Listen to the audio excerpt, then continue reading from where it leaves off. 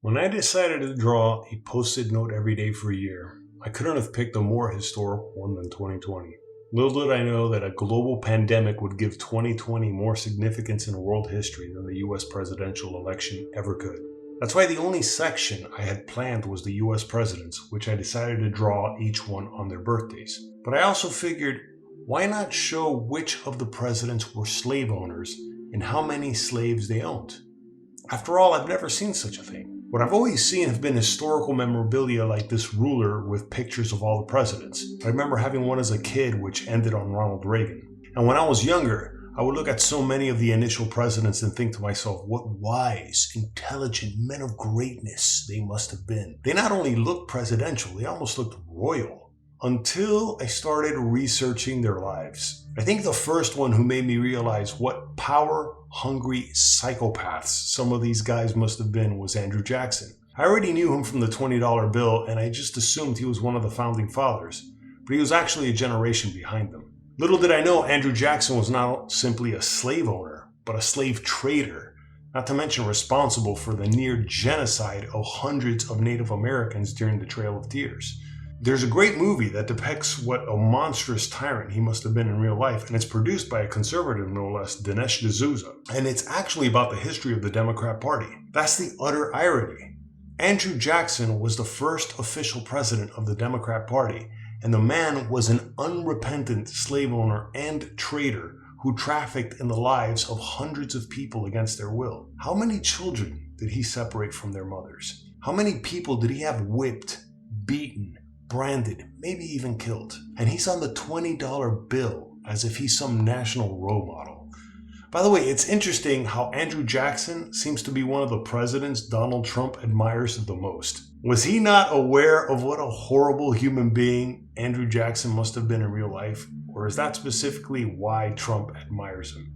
But considering Trump has bragged about not reading books, I'm willing to bet $20 Trump was thoroughly ignorant about Andrew Jackson, but liked him after seeing his face on countless $20 bills passing his hands at his own casinos. And then once Trump started bragging about his admiration for Andrew Jackson like he was some presidential scholar, someone probably told him, "Psst, hey, you know this guy was a slave owner, right? And a slave trader, and commanded the massacre of Native Americans.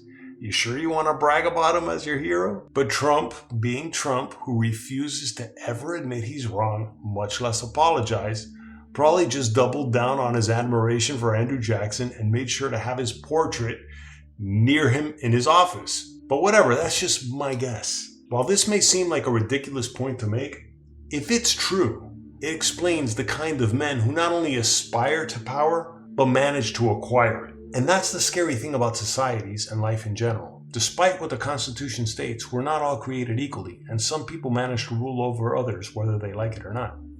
At least as a species, we're getting better at identifying and neutering some of these people who are almost always men, which is also worth pointing out. And I'm not pointing that out because I'm some virtue-signaling, pretentious male feminist, but it's just something I think it's important to understand if we want to achieve the most freedom and independence we can as individuals, which seems to have been the goal of our founding fathers, slave owners or not. Another point I feel very strongly about communicating in this video is I totally disagree with the Black Lives Matter moral panic-inspired tearing down of Confederate statues.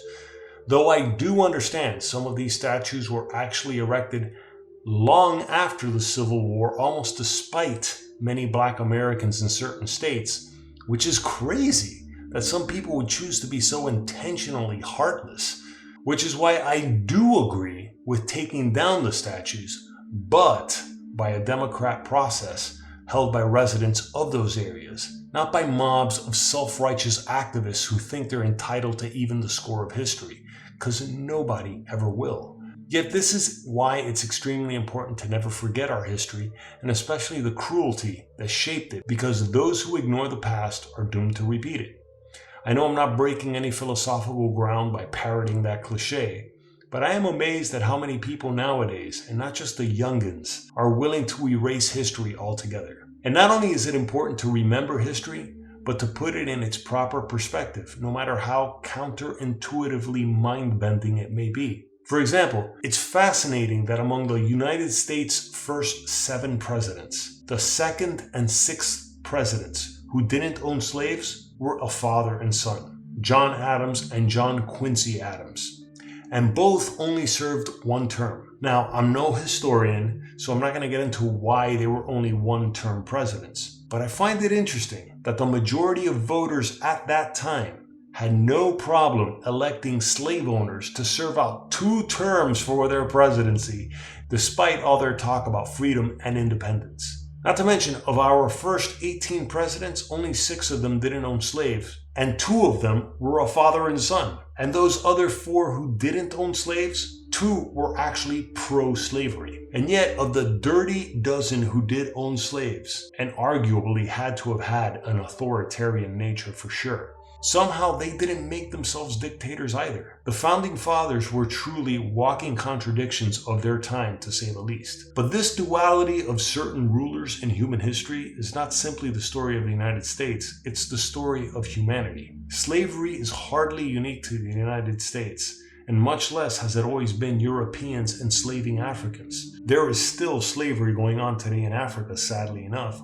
with Africans enslaving other Africans. And Asians have also enslaved Asians, and that's arguably going on now in China, let alone North Korea. Everything has a cost in this crazy collision of atoms called life, where matter and energy can neither be created nor destroyed, but transfers from one form to another, usually via heat, which manifests itself in ways we understandably interpret as violent and even evil. And the price of civilization has been paid with the blood, sweat, and lacerated flesh of countless human beings before us. Slavery has been one of the most brutal transfers of energy in humanity, second only to genocides and wars. Look, I need to end this video on a positive note, so at least take some comfort that if you're watching this video, especially on your phone, chances are you're not a slave. Perhaps your ancestors were, or perhaps your ancestors were slave owners, or perhaps you have some ancestors that were slaves and others that were slave owners.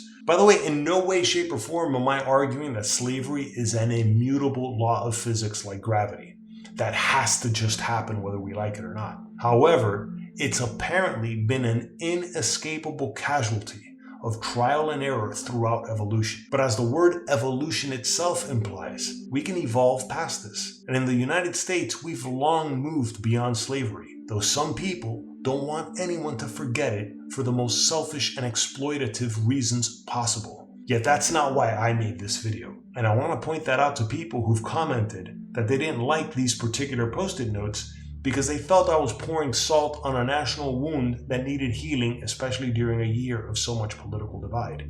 But that's the crazy thing. In a sense, we're doomed to be reminded of all the nasty, irrational behavior that seemed only natural, almost instinctive to our ancestors. Which is why we're not going to get past this country's political and racial divide by tearing down statues of former slave owners or being forced to endure diversity training or critical race theory courses costing companies hundreds of thousands of dollars that could be so much better spent on employee bonuses, for example. But conversely, we're not going to end this divide either by downplaying the unconscionable cruelty dished out by our founding fathers who've been honored on our currency or blasted onto the side of mountains. We all need to be adults about history. It's the only way to outgrow the past. Thanks for watching.